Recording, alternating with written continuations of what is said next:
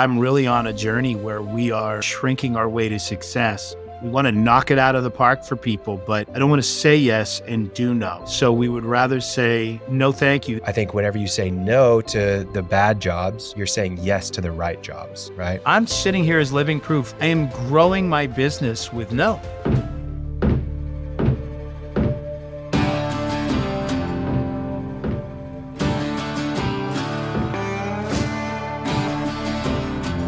Strong companies, lasting partnerships, powerful events. Welcome to the Experience Builders Podcast.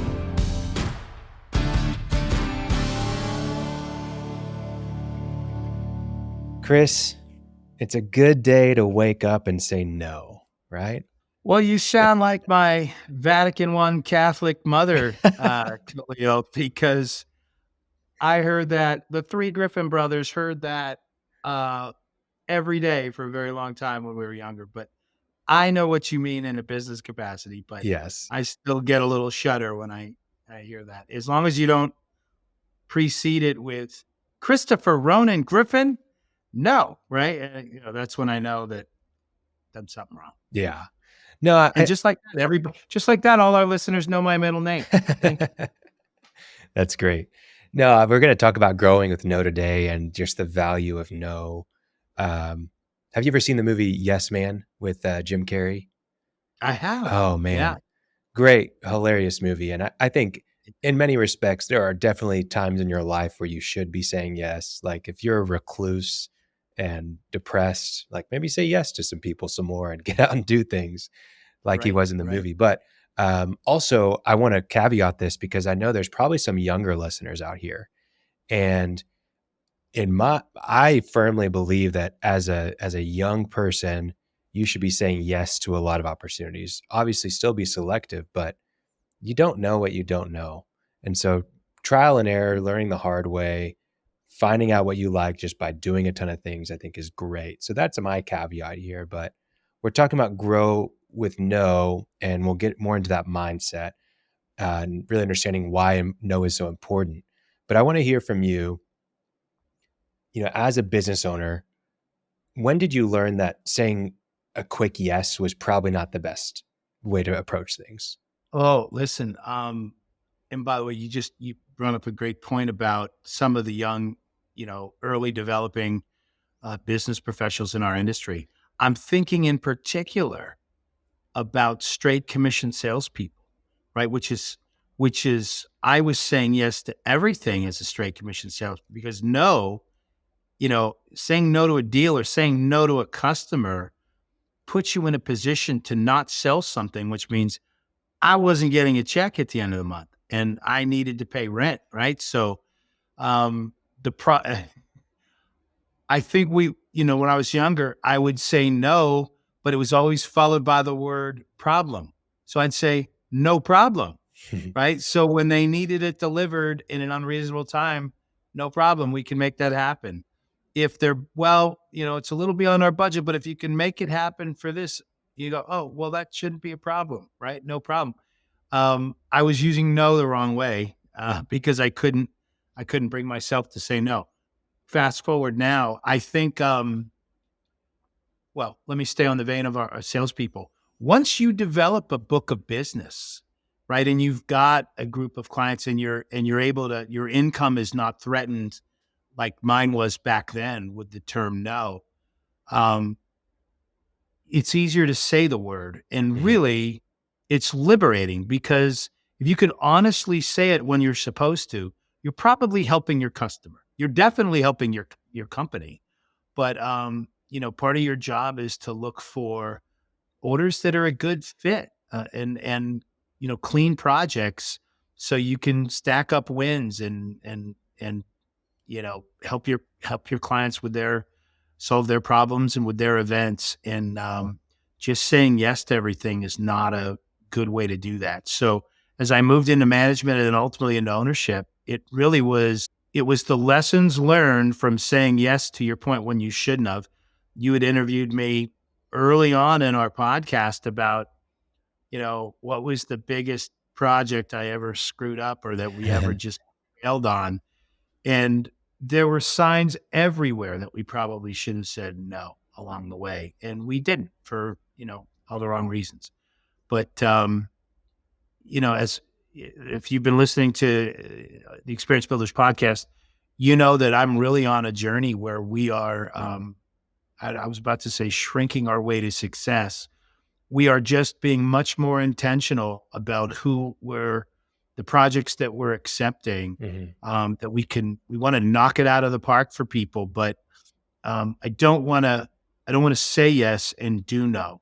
So we would rather say no, thank you. This is probably not the right fit for us. And you can find a better fit elsewhere. So, and it's been liberating. And what we have found is since we've said no, we really are growing our business with the word no. We're more profitable. We're happier. The projects are more successful. The clients, our partners are happier. But it's understanding. And there's a whole nother conversation about, those last minute requests, and we get them on the show floor all the time, Khalil. How do you say no to my customer's customer, my partner's customer without saying no? Because when you say no, you can, the energy gets very negative. They think you're uncooperative. It's not that. I just want to save you from yourself. Yeah. Right.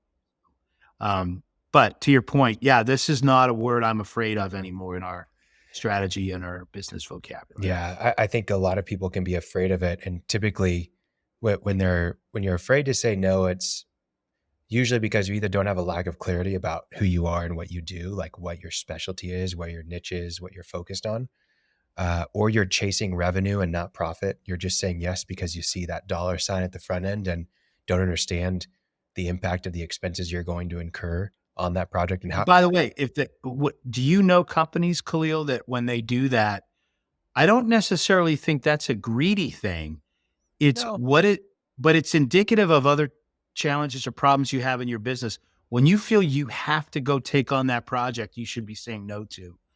Why is that? Are you sweating? I think the most common one, Chris, is the death spiral, right? Exactly. Where you are literally, you've done a really good job at sales, but you need to get those sales in the door because the deposits that you're going to get are funding the work that you're doing on the jobs that you're pushing out the door. And so you have to keep that spiral going. I know so many people that have gone through that, and it literally will run you into the ground because as soon as you don't have a month of sales, your operations are just out of whack and you're going to ruin every job. If you're in business long enough, you've been that guy. Yeah. I've been that guy. It is very difficult to break that cycle once you're in it. Yeah. So best to just not be in it. Grow slowly. Yeah. You're going to hit it at some point, probably if you're a business owner, just learning the hard way, unless you have a finance background.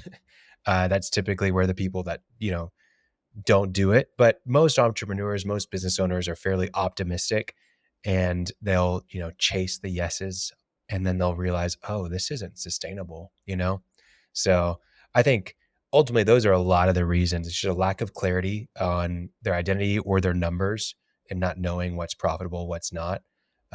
Or they're just chasing that revenue because they see it and they're like, oh, that's great.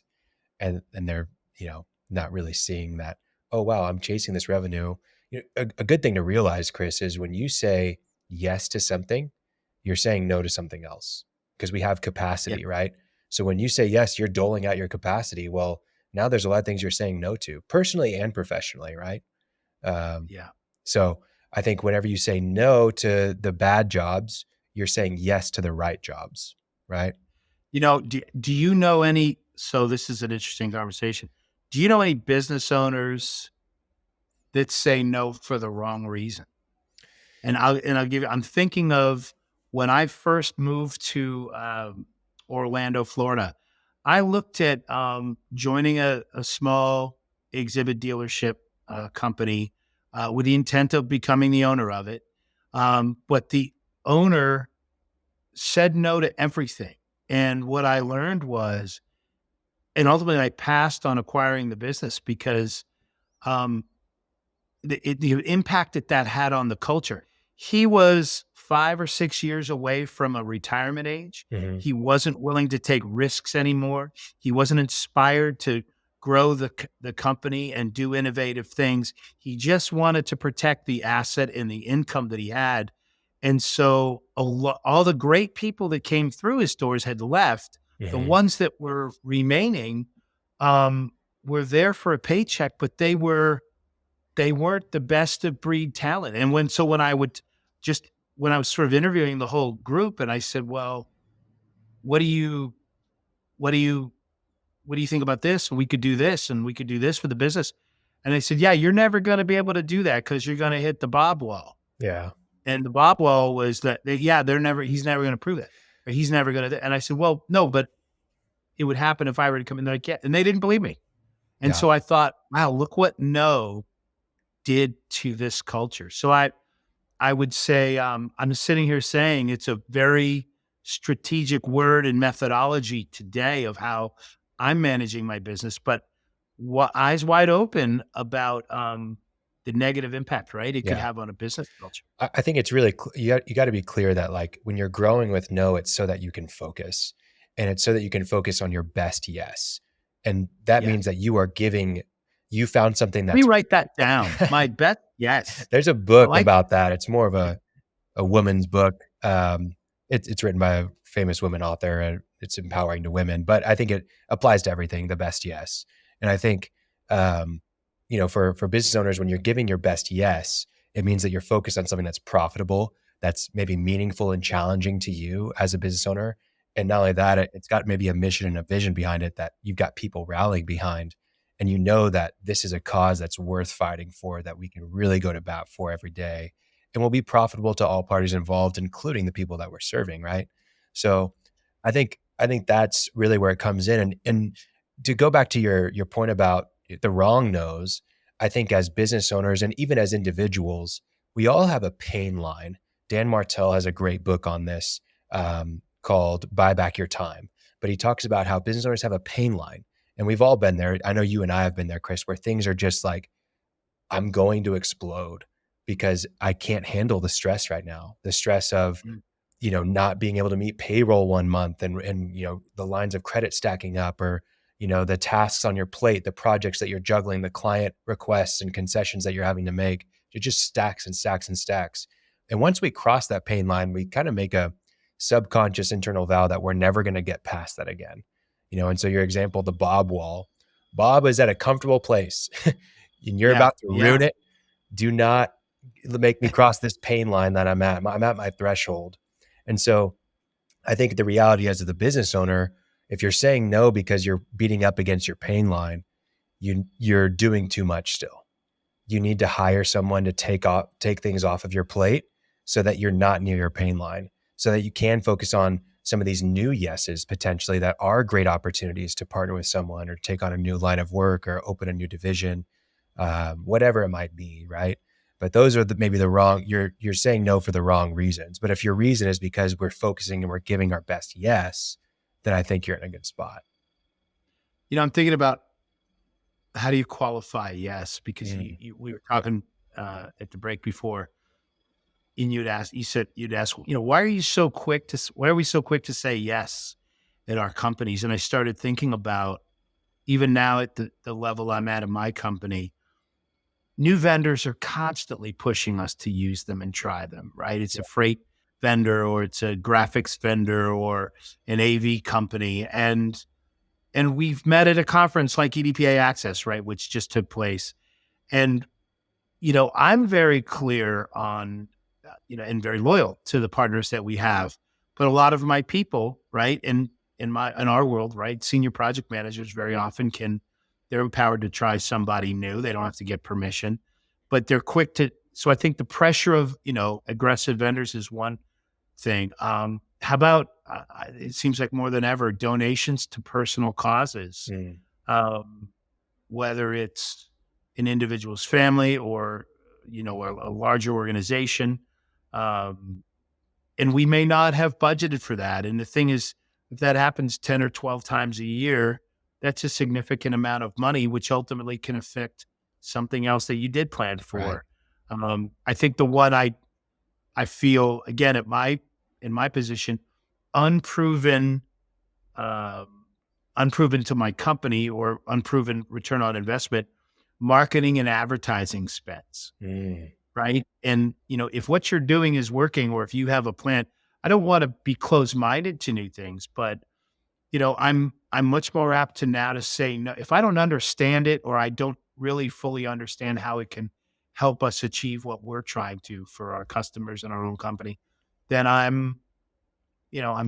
hesitate. And you can name drop all the other people that are using it. At the end of the day, it doesn't mean it makes sense for me. But Mm. I mean, do you have a process where that you think even quickly to qualify yes? Yeah, I think there's a lot of things that you can think about, and depends on if you're talking about you personally as the business owner, or your company as a whole, or if you're talking about qualifying projects. You have a good process, don't you, for qualifying projects? Like, you got some good We do. questions. We have a formal go, no go Yeah. that So what is that process? We'll start with that one. well, so again, it used to be, again, back when, if you're just the commission salesperson back in the day, right? The decision to pursue a project was how much time I wanted to put into it, because it was my time and I had to believe in it. But I wasn't thinking about the production of it. Now that events and projects have become more complex, so now when a request comes in, we're checking the calendar time of year, right? If you're asking me in the middle of the January run for a Vegas project, and I know right now in early December what our CES dance card, which in the second week goes right into the SHOT Show, which goes right into the World of Concrete. I know what the general calendar looks like, but then I can look at our production calendar. So I'm looking at calendars going, what's our capacity? Number one. Number two, what's the complexity? Is this stuff that we already own and what we do every day, and it's a high percentage win? Or, is this going to be the big custom shaped thing made out of tempered glass and integrating a lot of client products, and it's got a lot of electrical and electronic work? And, anyway, so the series of questions that we're asking ourselves even before a client discovery call is, what's our capacity? How are we looking on the calendar? Where is the location at? Do we have the assets already in city? If we have to bring those assets in, is there, by the budget is a big one. Is there a realistic budget to achieve this? Not just to build it, but to deliver it, which has a lot of support services. It's the other thing. How much of this has show services that really we don't touch? Hanging signs where it's rigging, right? Electrical AV, running water, things that we will have to, there's risk to us to take the responsibility of, but there's really not a profit opportunity for us there. So anyway, there's the intent, the graphic output. What's the artwork? Well, it hasn't been created yet. Yeah. So that's another TikTok time bomb that potentially could throw out. So we ask, those are all things where we want to get all that information. So within 24 hours, we can come back and go, we'd love to do this with you because we see a high percentage chance of wowing you. Well, But and having that checklist. we want to tap out before we get in the ring, Khalil, if we just don't think it's a good. Having that checklist is so valuable. Just, hey, you do not say yes to an opportunity before you go through this checklist. It's just, it's like 7 points. Does it fit this? If not, it's not a good fit, right?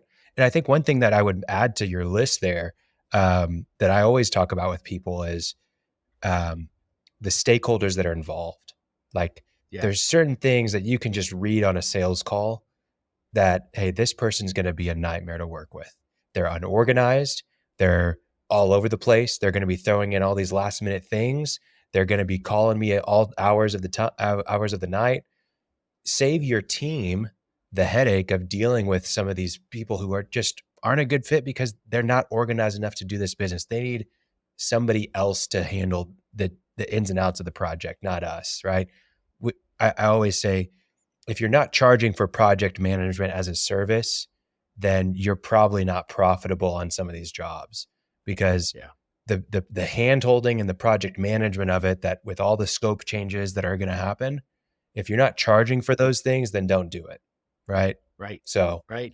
I think that's a great thing, the checklist that you ran through opportunities. I think there's other things like vendors that you mentioned that you need to have a qualifying list for those vendors too.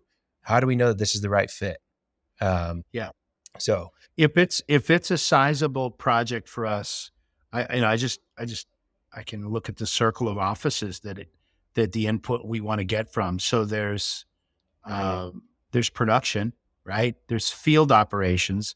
They're going, this is going to be a 20-man labor call at a time we're running 45 men already that week, right? So, and by the way, maybe you haven't heard, it's a bit of a labor challenge out there right now. So I want to get their input. Project management, what's our capacity with existing jobs? Finance, are we background check? Do we know anything about the financial payment history of this partner that's come to us? So, we sort of make the rounds and just test it. And I'm not saying we do it on every project, but if you're going to, you know what a normal project is, and you know what something that might be a stretch project for yeah. the company. So, Well, again, we've learned to say no, in moments, even if it's a doubtful. We don't lean in and go, well, it's doubtful, but you know what? Yeah. We're supposed to be going for it. Remember, intentional. Let's grow our business. And how many times have we all talked ourselves into taking it on when we just know that maybe not. Yeah. Not this time. I think one thing with those stretch projects, I've seen this where companies will take on a project that's like 5x what they've ever done because there was a huge top line number. And the challenge with that is you've never done that before. And the types of things that pop up that on that size of a project, like if you have problems on your current projects and this one's 5x, just 5x your problems. You know what I mean?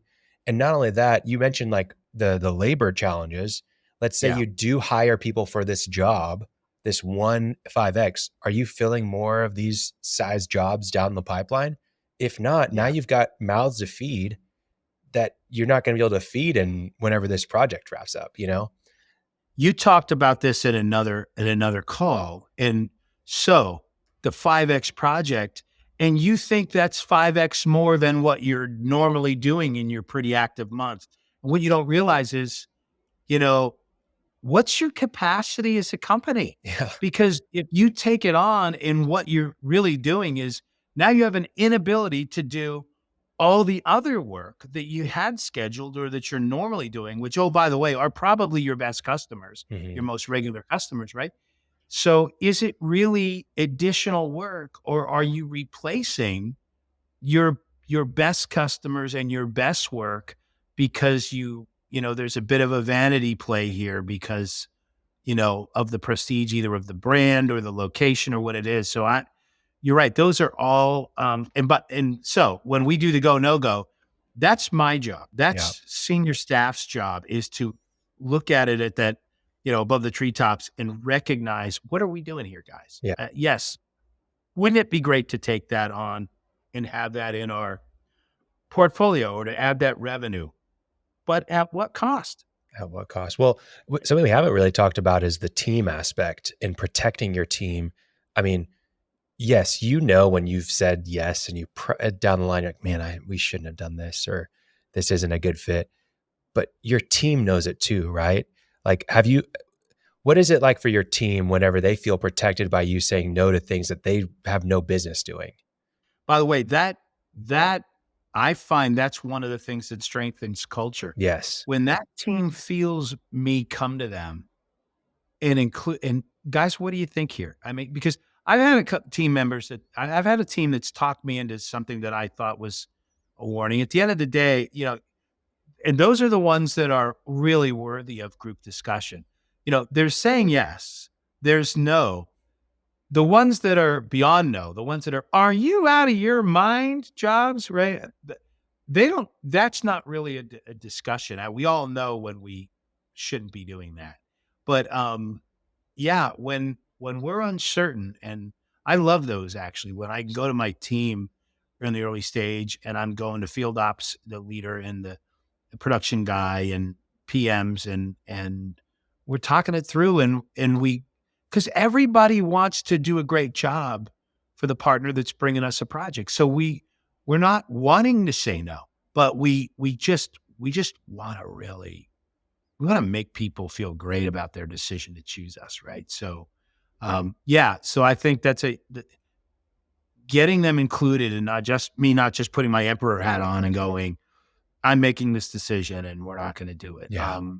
That can be demoralizing if you don't talk it through. Yeah. And share that news with your team when you Yes. did say no. Hey, we said no to this, and here's why. It Yes. helps. They're like, wow, I appreciate that I'm being protected from work that I don't want to be doing because it's not something I know how to do. Or, you know, a lot of times as a business owner, you're building the plane while you're flying it. You know, you're opening up Yes. that new division while you're still doing the job for the first time and figuring out the margin and figuring out the systems to make it work. And that's the Yeah. reality of it. And that's okay. But if you do too much of that at once, your team is really feeling the brunt of that, right? Is there a danger, Khalil, of saying no too often and it impacts your culture in a way? So those, again, in our business, a lot of times it's account managers or project Mhm. managers. They're quick to say no because I don't know, they don't want to stretch for it. That's the thing I worry about a lot is, are we getting ourselves in a place where it's too easy to say no? Which, by the way, yeah, we need new business, right? We need to grow our business. We Yeah. need profitable jobs, but maybe, well, this might be harder than I want to work. Well, and Yeah. I know that's You, triggering a different you don't problem, want but people. I've seen that where it can affect the culture Yeah. in a way that I don't like. Yeah. Well, especially if you're not full with your capacity. If your capacity is not full, then Right. yeah, let's start Go for saying it. yes. But hopefully you're full of your capacity is near full. And it's like, hey, we really don't need to be saying yes to more types of projects. We need to be saying yes to the right projects only, right? Um, and that's the sign of a healthy pipeline, healthy culture, um, healthy business. But yeah, I don't know. I don't think personally. Typically, you see way more often that the problems they're saying yes to too much, not they're saying no to too much. Um, I would say that's the more common problem, right? So I want to hear a little bit about the respect aspect, because from your side, like when you have said no to some of these people, like you maybe even tell your story of your bagels and muffins meetings with Dan visiting offices. The Breakup Tour. Yeah, the breakup tour. Why don't we start with, let's talk about that, and maybe even the respect that was seen from some of your clients when you did that.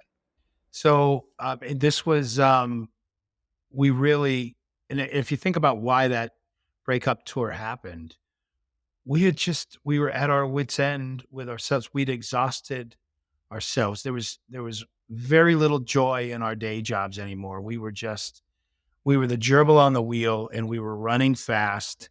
I think that year, I think it was 2018, we did business with 381 customers. We were saying yes to everybody because we thought more revenue was going to get us to Shangri-La. We thought that was the answer to the things we wanted, whether they be new facility or vehicles, paying people more money, whatever it was.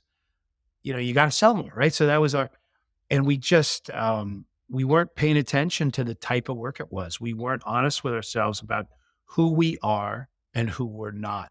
So our place was just, I what it was like. The visual I have and that I use with my team is, um, you know, an empty parking lot at like the biggest mall in your town on a Sunday. All these parking was, and there's no valet, and so projects would just drive in and camp out. And at some point, the parking lot got full, and they weren't necessarily the kind of shoppers we wanted. They were just camped out, and or they were buying things that we weren't selling, or that we weren't good at, and we were trying to accommodate them. Anyway, so we said, I want the joy back. And so we went on a tour in about 8 or 9 cities where, we could see 6 or 8 of our partners, driving after finding a city. And we said, We are here to just brought in breakfast and catered lunches and said, here's who we are and here's who we're not. So it's funny, the ones that were sending you the kind of camp out in the parking lot work that you didn't really want, they knew who they were. So I remember in one, 10 of them in a conference room, a Panera breakfast, and the head of project management was listening to me, and she just said, "Wait a minute, are you breaking up with us? Are these breakup muffins?" And we said, "We're not breaking up with you. We're telling you exactly who we are and who we're not, and who we're no longer going to be. It's just not a win-win, and we just can't be that for you anymore." And Khalil, it just was liberating. It felt fantastic, and it was scary, right? Because in Oh the end, gosh. following year, we cut the number of companies we did business was dropped by 50%. So in that 6-week tour, 50% of our customers were gone, and we just didn't know what was going to happen. You know what happened? To your point, it forced us to be more creative in pursuit of the yeses, right? We ended up growing our top line revenue grew 15% the following year, which was a good year. Everybody grew in 2019, but our profits just soared. And we were doing business with better projects from ultimately a better fit customer for us. And so that put us on the path. Pandemic kind of knocked us off, but we've stayed true to that and really gotten more focused and improved how we do business. Our processes and procedures improved. We expanded our offering. We made a deep investment in inventory and equipment to better serve so we could get the better projects. And we were on our way. And once you're there, man, you just don't want to go back. You just don't. Yeah. So. Yeah. It allows you to just have margin in so many ways, margin in your numbers financially, margin in your capacity, margin in the way we're hiring better think. people. We're paying better. We're paying more. Exactly. Everybody wins when the domino effect of that decision of accepting no as part of your vocabulary and really better defining what yes projects look like. And we just got better in all areas of our business. Man. And I would encourage, I don't care if you're a salesperson pursuing your own book of business, I think you could apply these same disciplines. If you're a small dealer and you're working out of your house and you're getting ready to take a leap to, your first space or your next hire, I think all of this matters. You just I would caution anybody from just chasing revenue for the sake of revenue. It's got to be a good fit. Even if you're the broker, even if you're not and you're outsourcing it, there's a whole nother episode we could probably do on vendor selection and how you choose those and the right partners. But yeah. Well, so when you went through that process, you were using the 80-20 principle in some capacity, right? I was. So let's define what the 80-20 principle is, but then also, how you can implement that across the board. So by 80-20, now, do you mean it's a project, send me 100,000, we'll use 80 and maybe send you back 20 if we don't use it? Is that what you mean? Yeah. That's not just a generosity of the goodness of your heart.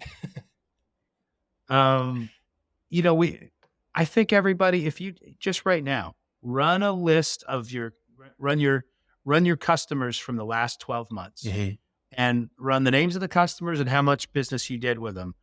Absolutely. If you have, you have 100 companies you did business with, right? If you go 20 down and draw a line, and I'm betting you're going to have 70-80% of your revenue came from those top 20. Yeah. So that's kind of what we did. And then we took it a little further. We said, is there anything we can learn about the profile of those types of people in that category? And for us, what came out of it, Khalil, was we identified 3 types of partners that were in that category for us. One was very large exhibit houses that ultimately could build anything they want in their own shop. But we became the overflow shop, either, hey, we're strategically located, so on tight budgeted projects, they're going to use those forward deployed guys in Las Vegas or Florida. Yeah. Or, hey, they're at capacity and we know these guys we can lay some work off. That was number one. Number two was small to mid-size exhibit houses or resellers who didn't necessarily have an inventory that they could build their own stuff with, or maybe they were located in a secondary market, not a major convention city, and they needed a fulfillment team in that city where most of their clients' events took place. That is a huge part of our our our our top 20% client base. And the third was experiential agencies that don't make anything and they just need partners. Mhm. And again, we chose the two busiest business event cities in North America to set up shop in. So they would find us and they have really interesting event type stuff. It could be their own a tech user conference. It could be a product launch. It very often is not just a trade show booth. And that's a market we felt was important for us to start to stretch and flesh our legs in. So when I look at our top 20%, 80% of our business was coming from, that was the profile of those three. There's other people we found in there, but profiles, so part of what we looked at was not just who they are, Mhm. but can we identify the profile of that type? And then as we go looking to expand our partner base, we now know the profile of what we're looking for. Does that make sense? Yeah. Yeah. Yeah, absolutely. And I think, I mean, did you ever, I think it was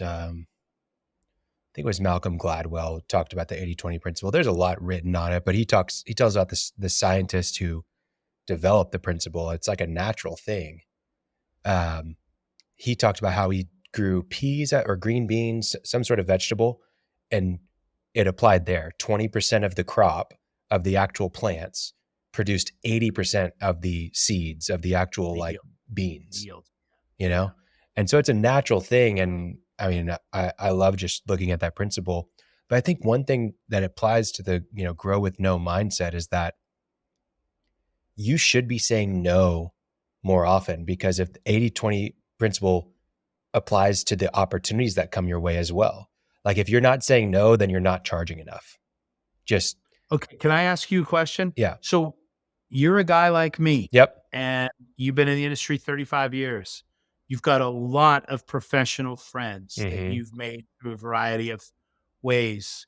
You get a phone call from that professional friend that you haven't heard from in 10 years. You're really not doing any business. And they're in a 911 situation, which happens, right? Growing with no also for us meant getting out of the 911 exhibit business. But you don't want to hurt the feelings or you don't wish ill on, on a professional acquaintance. How do you say no with empathy and kindness in those moments? Yeah, man, Chris, I feel for you, man. I don't know how you got here. Can I give them your cell number? Would you take those calls Yeah, for I'll me? take them. And this is how it ended up. Chris, man, I know you're coming to me with this last minute thing. This is tough. I'm looking at it right now. So let me just make sure I understand it. You need this, buy this at this place. And this is your budget. I'm looking at this and I want to find a way that not only can I serve you, but that this can be a win-win for our team. And it's just not making sense to me. Is there a way that we can make this a win-win for me to help you? If not, maybe I can reach out to people that this might be able to work for and help you out. But this just isn't I don't see how we're Yeah. going to win on this one. You're dead on. By the way, I think you're dead on. And in the end, what often comes out of that discussion, and I remember particularly a call on a Sunday, not that long ago, and this person said, I just didn't, well, of course I'd love to catch up with you, but that's not why you're calling, right? But you just said it. But in the end, I just didn't know who else to call or try. I'm literally trying everything because I'm in a tough situation.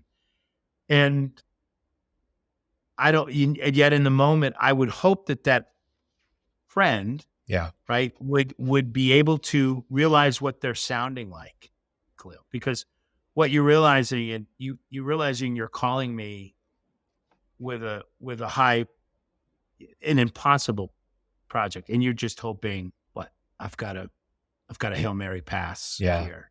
Well, I think if it's truly a friend relationship, also you can sit there and say, hey, I haven't heard from them in 10 years. oh wow, This is what I'm saying.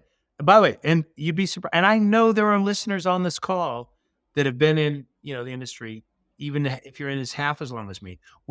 This is such a close community. yeah, It's funny, I got a call. He's probably gonna know who it is, but he just sent me a text 2 days ago, and he said, "I know you don't like the 911 calls, but I'm in a situation."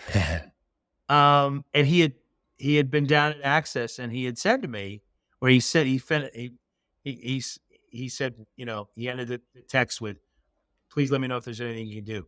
After all, we are family," which was the walk-up music I chose. oh, I okay, was with my inauguration.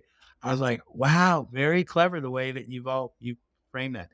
And of course, I did investigate to see if there's anything I could do, sure, because he is a real friend. And of course, yeah. I'll do anything for him. I think we Well, all, and the reality is, it's not like you've got only friends reaching out to you that you're saying no to, and by saying yeah, no to some of the opportunities that are just out there and that aren't with close relationships, it allows you to then say yes to specific situations like this where you do want to help somebody, and you can yes, be selective in those opportunities, right? But when you're saying yes to all these crazy opportunities that are out there that make no sense for you, you're not able to help in these 911 situations when a friend calls. And if you do, it's that one that puts you over the limit, right? So you yes, need to have that margin. I think, man, let's do a quick recap of everything here. We're getting close to time. I think there's a lot that people can take away from this. At the end of the day, you need to know who you are. You need to know what qualifies as a win for you. And right. you need to be able to say no to anything that doesn't fit for you.